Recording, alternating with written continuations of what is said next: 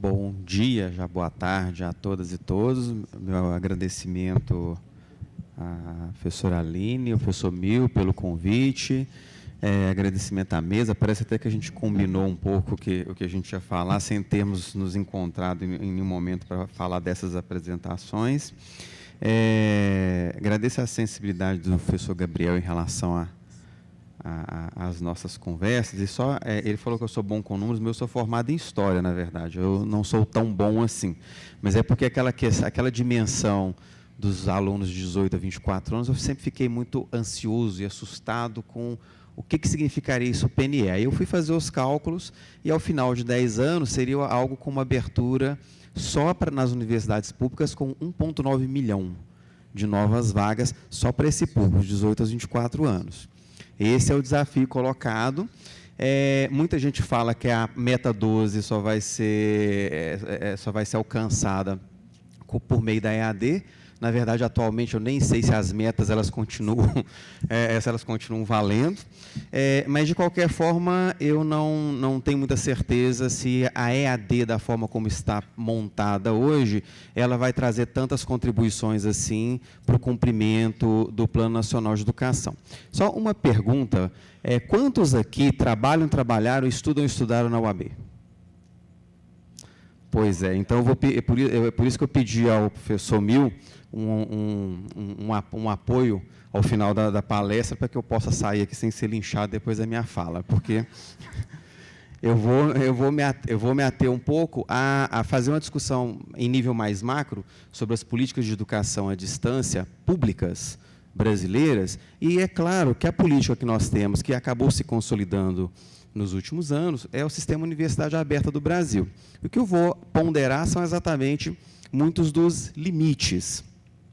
Por que os limites? Porque os avanços, nós já temos muitos espaços em que eles são apresentados, e é uma coisa interessante, que acho que nessa minha experiência com a formação em História, que eu percebo é que nós nos deslocamos como gestores de um programa de governo, nos deslocamos de sujeitos pensantes, de professores universitários que pensam políticas públicas para a educação brasileira, para executores. Eu acho que nos últimos 10 anos nós temos sido muito mais executores do que pensadores sobre a educação à distância brasileira. Estou falando no lugar do gestor, que sou atualmente. E isso nos trouxe muitos prejuízos. Acho que um dos principais prejuízos, eu também senti isso muito na pele, é que, por termos um governo que é um governo de esquerda, centro-esquerda, nos últimos anos, a gente era como se apresentar a crítica a um modelo é como se fosse ser contra o governo, como se estivesse querendo criar situações para desestabilização ou algo do tipo. E, na verdade, não é isso. A crítica ela é necessária. A problematização da política ela é fundamental, mesmo porque nós trabalhamos com um sistema Universidade Aberta do Brasil que continua sendo programa de governo, quando a modalidade de educação à distância ela tem que ser pensada como uma política de Estado. E é nesse ponto que eu vou apresentar algumas das minhas questões. Então, o primeiro desafio para a EAD pública é o próprio modelo de financiamento do Sistema Universidade Aberta do Brasil. Ele basicamente funciona em três pilares, que é o financiamento de viagens, apolos, produção de material didático impresso, hipermídias, outras produções não estão envolvidas. Há um pequeno recurso para produção audiovisual, que é tão pequeno que não deve dar para produzir 30 segundos de comercial, o recurso dado para cada disciplina. E bolsas. Qual é o problema disso tudo? A universidade brasileira não funciona sob esse tripé. São esquecidos, por exemplo, todo o investimento de infraestrutura das próprias universidades, profissionais dessas universidades e uma série de outros gastos que são diretamente relacionados ao funcionamento de curso à distância. Não pode ser algo como... Eu me lembro quando eu comecei a trabalhar na Federal de Uberlândia, e aí eu pleiteei uma sala, lá eu era vaga de EAD. Aí um colega virou para mim e falou assim: mas para que você quer sala? Você é professor de EAD? Então... É um pouco que a gente vive com o sistema Universidade Aberta do Brasil. Essas outras dimensões são esquecidas, porque a questão é, para que infraestrutura? É EAD? Não precisa disso. Esse é um primeiro problema que eu vou problematizando ao longo da minha fala. Um outro limite é a forma como está organizada a nossa EAD pública, que é por meio de uma espécie de parceria firmada entre CAPES, instituições públicas de ensino superior e municípios e estados que oferecem os polos de apoio presencial. Quais são os problemas enfrentados? Primeiro são os limites constitucionais. Aos municípios diz respeito o financiamento prioritário do ensino fundamental, educação infantil e ensino fundamental. E aos estados, prioritariamente, ao ensino médio. Só se poderia gastar com o ensino superior caso todos os demais problemas já estivessem resolvidos. Isso vai levar um bom tempo, né? E agora um tempinho maior do que imaginávamos. Então, nesses últimos 10 anos, a gente vive inconstâncias, porque dependemos sempre da boa vontade de um prefeito ou de um governador para a manutenção de um polo. E isso é uma coisa muito séria, que se torna mais sério com o marco regulatório da EAD, que foi publicado esse ano. Porque, de forma interessante, ele desloca a responsabilidade do polo para a instituição. Fica uma coisa estranha, né? É o município quem fez um acordo com a CAPES para manter o polo, mas agora quem é responsável é a instituição, só que a instituição não tem nenhum recurso direcionado para esse fim, porque não existe uma regulamentação, uma institucionalização desses polos na estrutura da universidade. E temos um outro problema, que são os impactos, quando eu falei dos limites constitucionais, para além deles, temos os impactos das famosas, a PEC 241 e a PL 257, que ela vai, a curto, médio prazo, diminuir ainda mais os recursos vinculados à educação básica, o que vai fazer, possivelmente, a leitura que eu faço nos próximos anos, é bem provável que não tenhamos mais municípios ou estados interessados em oferecer educação à distância de nível superior. É um quadro muito ruim, mas a gente já tem visto, por exemplo, em Minas Gerais, muitos prefeitos nos procurando e falando, olha, eu não tenho mais condição de oferecer. Então, esse é um problema. O outro problema que a gente vive é que, eu vou começar pelo que está aqui à minha direita, que é uma institucionalização baseada no modelo do programa UAB. O que isso significa? A nossa EAD ela é emergencial há 10 anos, permanece e possivelmente permanecerá dessa forma. É como se a cada novo ciclo, a cada novo edital, nós precisássemos reestabelecer as forças internas e externas para garantir a manutenção da educação à distância nas universidades públicas. Isso é um problema muito sério, porque isso cria uma fragilidade gigantesca para a educação à distância. Por que muitas das falas dos colegas anteriores falavam de a educação à distância ser considerada como uma segunda, uma terceira, ou uma quinta categoria dentro das universidades? Exatamente porque não há regulamentação, não há reconhecimento institucional e não há nenhuma política de Estado, em nível federal, que promova isso. Então, na verdade, novamente, a educação à distância dentro das IPs, ela funciona muito por meio da boa vontade de muitos profissionais que se desdobram para tentar fortalecer a educação à distância. Só que é uma tentativa que, infelizmente, ela gera poucos resultados, pelo menos quando a gente compara com as possibilidades, porque torna o trabalho muito pulverizado. É como se a cada ano fosse necessário reiniciar a discussão. A cada ano é necessário convencer a universidade que ela precisa oferecer educação à distância. A cada novo ano temos que convencer os docentes a trabalhar com educação à distância. Então, é um problema muito sério e que eu vejo com uma dificuldade muito grande para a consolidação. Isso por quê? Reafirmando aqui, se não tivermos um processo de institucionalização que se desvincule do sistema Universidade Aberta do Brasil, nós não conseguiríamos avançar muito. Por que eu vou vou frisar muito esse desvincular do sistema Universidade Aberta do Brasil? Porque lá no slide anterior, que eu havia falado, qual que é o tripé do sistema Universidade Aberta do Brasil? Viagem, bolsa e material didático. Mas o ensino superior não funciona assim. O tripé da universidade, na verdade, é ensino, pesquisa e extensão. Isso não está posto na EAD. Às vezes as pessoas me perguntam, olha, a EAD tem a mesma qualidade que o presencial? Eu falo assim, se formos considerar o ensino, podemos dizer que sim. Agora, se formos considerar o conjunto da formação esperada de um aluno do ensino superior, não. Porque o modelo ele só fortalece parcialmente o aspecto relacionado ao ensino. Os demais estão fora. Só para vocês terem ideia, nós uma vez recebemos uma carta do CNPq dizendo que não poderíamos ter alunos de cursos à distância como bolsistas de iniciação científica. O CNPq proibiu. Então, vocês imaginem em que mundo nós estamos, né? Então, nós não podemos fazer extensão com os nossos alunos porque eles estão distantes. Então, é um problema muito sério.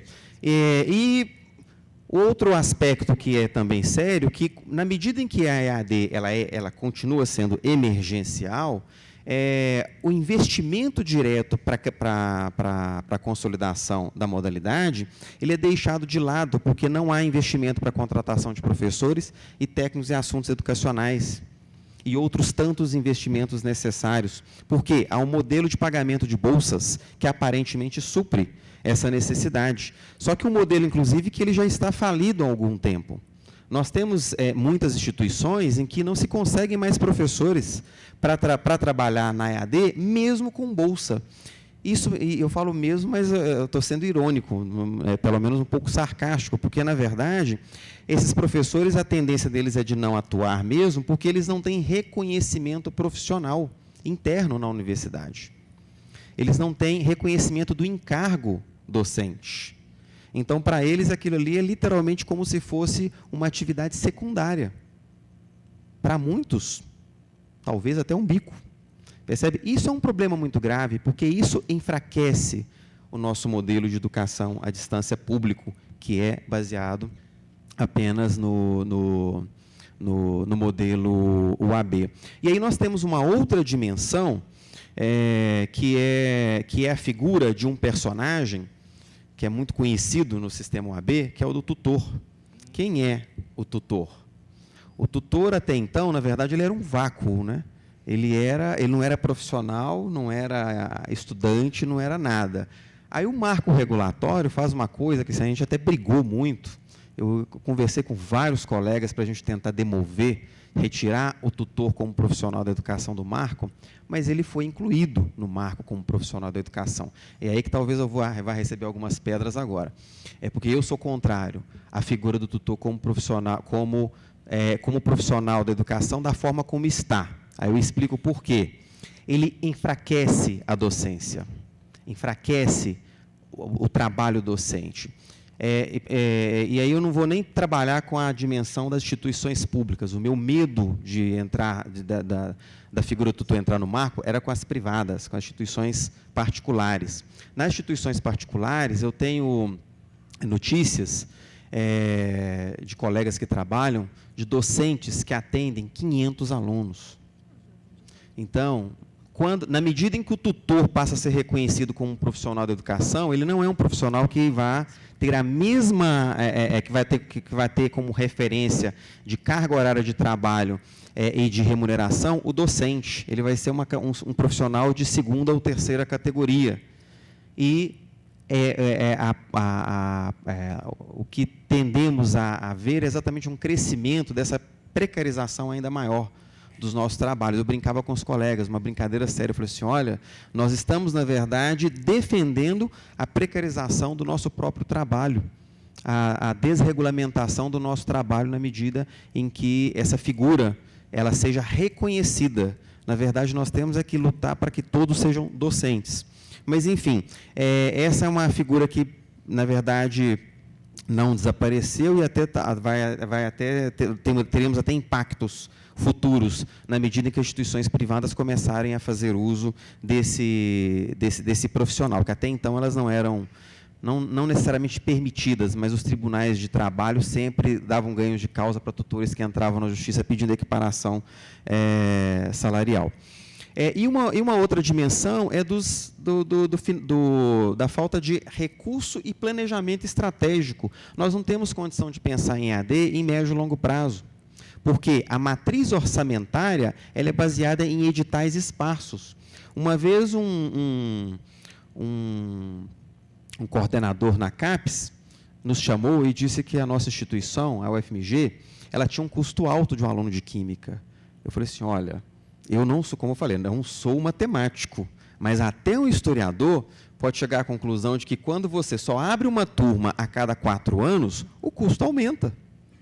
Porque num curso presencial, esse custo ele é diluído ao longo das entradas. Agora, quando eu só tenho turma única, eu não tenho o que fazer, eu tenho que absorver todo o custo. Então, falta isso, e é interessante porque, quando ele falou para a gente que o custo era alto, mas o nosso custo ainda era 1/3 do aluno do presencial. E aí nós mostramos, inclusive, que era possível pensar em planejamento estratégico, fazer EAD com qualidade, pensando na própria estrutura da universidade, com seus profissionais concursados, contratados para tal fim, você formar até praticamente o dobro com metade ou 1/3 do custo de um aluno presencial. Isso até para aquele gestor que adora pensar em dinheiro, em redução de custos, isso seria fantástico, né? Mas, na verdade, eu percebo que o problema é outro.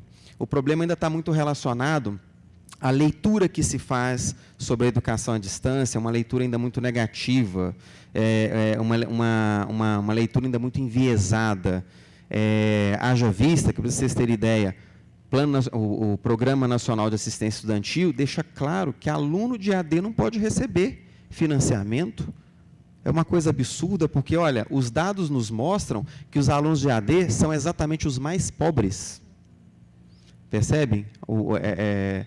Exatamente os mais pobres que precisam de apoio financeiro para garantir a sua permanência na universidade são aqueles que lhes são negados esse direito. Isso claramente contribui para a evasão e para aquele gestor que adora pensar em resultados, adora parametrizar em valores financeiros tudo, e isso traz prejuízos significativos para toda a sociedade brasileira, que é quem financia a educação à distância. Agora, por que é difícil de fazer a crítica do sistema universidade aberta do Brasil? Exatamente porque nós vivenciamos um primeiro momento em que nós fomos muito seduzidos com um aporte significativo de recursos. Eu até faço a brincadeira aqui com a promessa e os dedinhos cruzados, porque nos prometeram muita coisa no início, e a ideia era, olha, um dia nós vamos consolidar esse sistema, e o que a gente está vivendo hoje é o contrário. Nós estamos vivendo uma situação que não começa no governo atual, mas já começa desde o início do governo Dilma, desde 11 para 12, eu até, numa leitura que eu fiz há um tempo atrás, eu percebi que todas as políticas do governo Lula, elas foram sendo acabadas no governo Dilma. A SECADI, por exemplo, tinha 119 políticas. Agora nós temos 2. Na segunda gestão do governo Dilma, isso foi assim, a redução foi bem drástica. Nós temos desde o início do segundo mandato da ex-presidente e também agora, a presidência da CAPES, ela tem falado reiteradamente que o modelo da UAB é um modelo caro, um modelo de tutor por aluno é um modelo que é absurdamente caro, tem pouco aluno por tutor, tem pouco aluno por professor. Então, o que a gente tem percebido, agora uma leitura que eu tenho feito, é que a tendência é exatamente de termos uma redução ainda maior de recursos para instituições. E isso por quê? Porque há também um movimento que a gente está percebendo, ele ainda não é muito claro, mas há um movimento de fortalecimento das instituições privadas. Esse fortalecimento também não é desse governo. Isso foi fala do antigo ministro da Educação, Mercadante, quando ele lançou a Universidade do Professor. E ele dizia, palavras dele, se as instituições públicas não derem conta, as instituições privadas nos apoiarão nesse processo. O indicativo para a gente foi muito claro, olha, não aceite, se vocês não quiserem trabalhar com a UAB dessa forma, fiquem tranquilos, porque nós vamos trabalhar com as instituições privadas. E elas, inclusive, disseram que conseguiam fazer o dobro com 1/3 do que a gente ganhava. E conseguem, né? Conseguem. Um professor para 500. Então, exatamente. Então, essa falta de continuidade, então, ela não é pensada como... Ela está muito mais relacionada aos gestores públicos que ali estão e que não têm um olhar pedagógico sobre a questão. São gestores que se assemelham muito mais a tecnocratas, que procuram atender a uma demanda específica, geralmente relacionada a número ou redução de custo. É isso que a gente tem ouvido nos últimos anos. E a política educacional para a educação à distância, ela tem sido relevada a segundo plano. Para falar a verdade para vocês, o que me entristece muito, é que, pelo menos nas nossas discussões com a DED CAPES, nós não temos, nos últimos 3 anos, nós não tivemos uma única oportunidade para discutir modelos pedagógicos de educação à distância. As únicas oportunidades que tivemos de discussão foi quanto vocês estão gastando, qual que é o novo parâmetro de financiamento, qual que é o novo parâmetro de pagamento de bolsa. É só isso que a gente tem escutado. É por isso que isso me entristece muito, porque eu sou extremamente otimista, mas eu não consigo deixar de fazer essa leitura de que estamos indo, literalmente, ladeira abaixo no que diz respeito à educação à distância pública. Porque, diferente até de alguns colegas, eu acho que vai piorar muito, na medida em que nós temos grupos ligados ao governo federal, que estão trabalhando com a educação à distância, que têm predileção por participar, inclusive, de eventos que promovem educação à distância privada do que eventos que promovem educação à distância pública. Então, isso, para mim, é um indicativo muito claro do que vem por aí. E eu estou até falando isso porque eu espero que alguns deles ouçam, talvez até para tentarem negar e falar assim, não, vamos voltar, não vamos fazer isso. Mas eu não acredito que isso vai acontecer. Minha fala para eles é irrelevante nesse ponto. Ok? E aí tem um outro elemento mais grave ainda, que também, olha, quando eu chamei a atenção disso, muita gente acha que não é, mas eu estou assustado. Isso também é decreto do Mercadante. O decreto 8752, ele simplesmente acabou com o decreto 6755, que tornava a CAPES como a referência de financiamento para as políticas de formação inicial e continuada de professores. Para o decreto 8752, a CAPES volta àquela função anterior dela, que é de fomentar pesquisa sobre formação de professores. Logo, se amanhã ela disser que não vai mandar mais R$1 para o Sistema Universidade Aberta do Brasil, ela tem respaldo. Percebe? E aí, ao conversar, inclusive, com um antigo membro da diretoria, ele me falou o seguinte, não, fica tranquilo que isso vai ser revogado. Bom, talvez eu não tenha ficado tranquilo, mas quando eu penso nas temporalidades, eu sei que pode ser revogado aqui 1 ano, 2, 5, 10, sei lá, né? Ou talvez ele possa ser revogado por algo pior. Mas o fato é que é isso que está, esse é o decreto que está valendo hoje. E nele, ele retira a responsabilidade da CAPES de financiamento da educação pública, o que é um problema, por isso, inclusive, o desenho aqui da ponte, nem começamos a construí-la, né, ela ficou pela metade. Isso é muito comum nas nossas políticas aqui no Brasil, né? Então, eu tento fazer aqui, exatamente como eu falei que eu sou otimista, tento fazer algumas leituras de perspectivas que a gente tem que levar em consideração para uma possível consolidação de EAD pública. Na verdade, uma primeira perspectiva é deslocamento das políticas de fomento, da CAPES, para o Ministério da Educação, possivelmente para a CESU, porque não se trata de uma política, trata-se de uma política de ensino superior. Então, precisa estar numa secretaria específica que trate, porque, caso contrário, continuaremos a ter discussões distintas, em espaços distintos, para o mesmo problema. Educação superior independe de modalidade. A implantação de um modelo de financiamento análogo à matriz Andifes. A matriz Andifes é o modelo de financiamento dos alunos do presencial. Eu tenho sempre discutido bastante que nós temos que pensar, quando a gente pensa em institucionalização, não é criar uma institucionalização própria da EAD, mas é, na verdade, nos apegarmos àquilo que nós consolidamos ao longo de muitas décadas de lutas, que é a educação presencial, e termos ele como referência, porque ele é uma referência boa. No que diz respeito a trabalho docente, no que diz respeito a quantitativo de infraestrutura, no que diz respeito a custo aluno. Não significa que esse custo aluno da EAD vai ser o mesmo, mas nós temos que ter como referência. A referência hoje, para vocês terem ideia, a referência hoje é o valor que a CAPES tirou da cartola há um tempo atrás, que é de R$ 861 de custo aluno, retirando bolsa.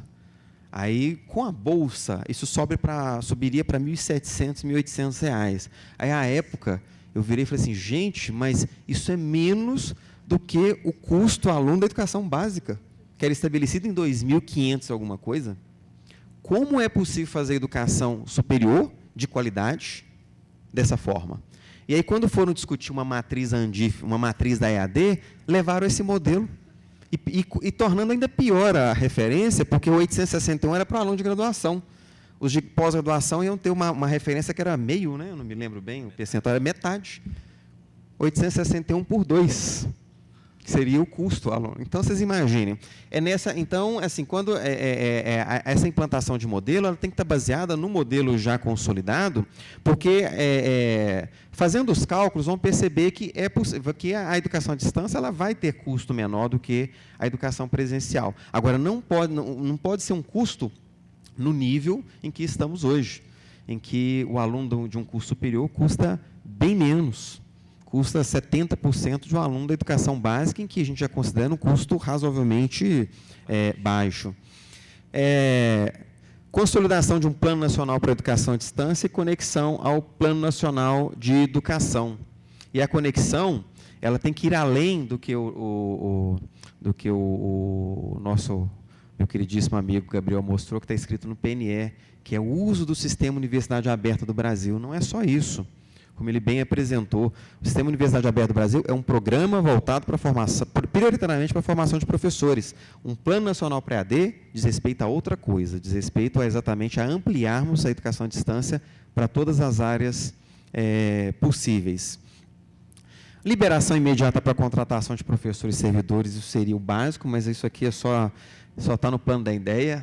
Talvez na próxima década a gente tenha algum resultado, porque com as PECs da vida que estão em tramitação, a tendência de congelamento do que já existe ou de retração, né? Uma revisão do marco regulatório, e aí isso aqui é meu, tá? Eu coloco como retirada dessa função do tutor como profissional da educação, na medida em que a permanência dele, como eu falei anteriormente, ela fragiliza por demais o trabalho que nós desenvolvemos, tanto na educação, no ensino superior, quanto na educação básica e educação profissional. E uma institucionalização que tenha como referência a educação presencial. Percebam, ter referência não significa ser a mesma coisa, mas ter como referência significa pensar em algo já consolidado e, a partir desse consolidado, criarmos um modelo que não traga perdas para as universidades. Vou dar um exemplo para vocês. Uma coisa que nós fizemos na UFMG com muita dificuldade foi reconhecer o encargo do professor, o encargo docente da educação à distância. Então, o professor que trabalha com a educação à distância e presencial é contabilizado o encargo docente para ele da mesma forma. Se ele trabalha com 60 horas aula, ele tem 60 horas aulas incorporadas aos seus encargos e também é contabilizado para a progressão docente. Então, isso por quê? Porque partimos da referência da educação presencial, porque as grandes questões que nos colocavam mas quanto vale o trabalho na EAD? Quanto é que vai? E aí, o professor vai ficar em casa e vai ganhar a mesma coisa, vai ter a mesma contabilização daquele que está aqui toda semana ministrando aulas? Tivemos até que fazer manuais e documentos e mostrando por A mais B que o trabalho era, inclusive, significativamente maior. Aí eu tive um resultado, um levantamento que eu fiz na universidade, que me ajudou nesse convencimento, um levantamento de ordem quantitativa, que eu mostrei para eles que EAD era tão fácil que os professores da universidade não estavam querendo trabalhar nem com bolsa. Então, nós estávamos com falta de professores para trabalhar recebendo, porque também era o argumento, né? Mas a EAD tem bolsa à parte, para que nós vamos reconhecer? E aí conseguimos isso por meio de uma resolução. Então, institucionalização é, por exemplo, reconhecer que o aluno da educação presencial e o aluno da educação à distância tem o mesmo direito do aluno da educação presencial. Nós já vivíamos situações, por exemplo, em que um aluno da pedagogia, ela concorreu de igual para igual num processo de intercâmbio internacional, ela ficou em primeiro lugar. Quando ela foi assinar o contrato para viajar para Portugal, falaram, não, mas não pode porque é da EAD. Aí nós perguntamos, mas qual é o problema, qual é a diferença? Ela é aluna da UFMG. Não, mas não está escrito em algum lugar que ela possa. Bom, se não está escrito em algum lugar que ela possa, significa que ela pode. Porque, na verdade, assim funciona a legislação, né? Ela vai exatamente, na existência de lacunas, ela vai exatamente garantir o direito. Mas foi um custo. E ainda tivemos que convencer, falei assim, olha, uma aluna da EAD, com todas as dificuldades, lá num polo distante, conseguiu passar na frente de todos os alunos do presencial, olha, vocês deviam estar achando uma maravilha e deviam estar falando algo diferente, olha, que venham mais alunos da EAD para os intercâmbios, para nós darmos ainda mais visibilidade à modalidade. Então, enfim, de uma maneira geral, o que eu quis trazer é um pouco desse panorama, e eu trouxe como referência o Sistema Universidade Aberta do Brasil, exatamente porque nós temos que ultrapassá-lo. Ele foi um programa muito importante que deu visibilidade à EAD nas instituições públicas. Agora nós temos que ultrapassar a visibilidade. Não podemos mais ficar apenas numa existência de uma modalidade que funcione de forma marginal. Nós temos que consolidar e dar o mesmo estatuto dessa modalidade, o mesmo estatuto que a educação presencial tem. E é exatamente naquela perspectiva que já é dita por muitos, que é ultrapassarmos a dimensão da modalidade e falarmos apenas em educação. Ok? É isso. Muito obrigado.